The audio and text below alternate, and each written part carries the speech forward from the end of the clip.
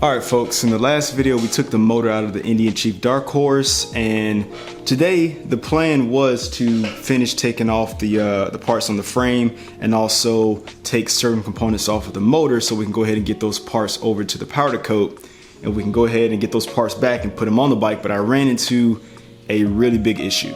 So you guys remember when I got this bike, I knew that it had an oil leak, and I originally thought it came from one of those bolts or from the primary cover. This is the furthest from the truth. In fact, it is a lot worse than I anticipated. Let me show you what the problem is. Instead of it being the primary cover or those two bolts, there's actually a crack in the crankcase right there.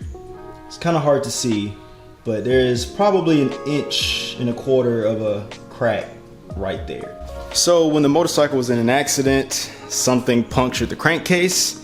And that means that this is more than just powder coating parts and fixing some broken bolts off into the frame. The plan now is to still do that, but while I have those parts off of the motor, like the head cover, the cam cover, and also the primary cover, I'm going to strip this Thunderstroke all the way down to the crankcase, and I'm going to have the crankcase from the inside welded and fixed. So yeah, this is gonna be a lot. I have never taken a motor apart, aside from this being my first time taking one out of the bike, but either way, the plan is again to strip the frame down, take those parts off of the motor, and we're gonna strip this thing down. So let's get started.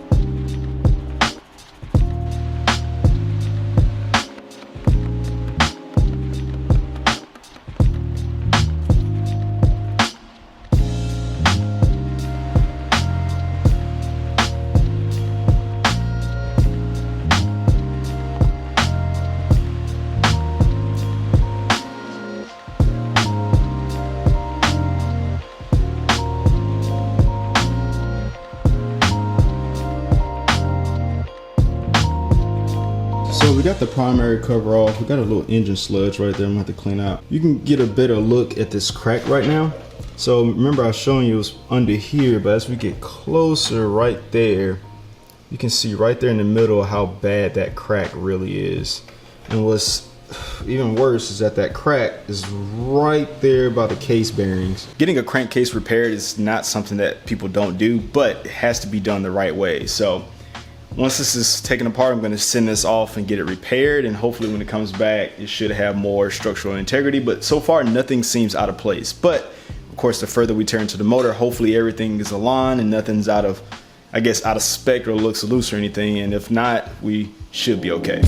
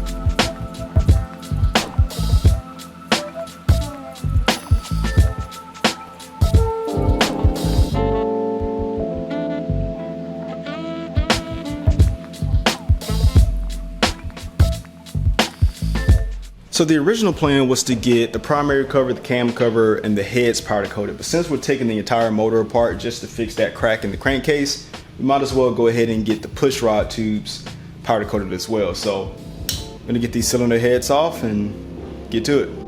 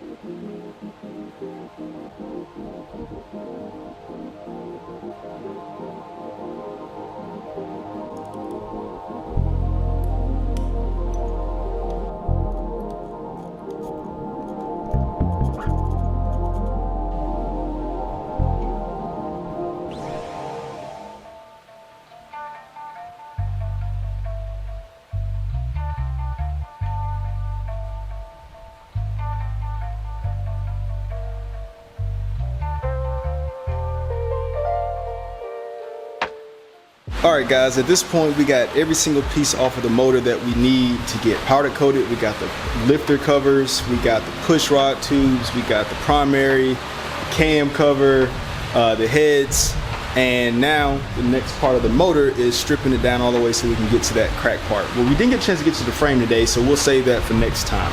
But if you want to catch up on this series and start from the very beginning, you can click right here and see how we tore the bike down and even got the motor out of the bike. So as always, thanks for watching, and if you're subscribed, I'll see you in the next one. Peace.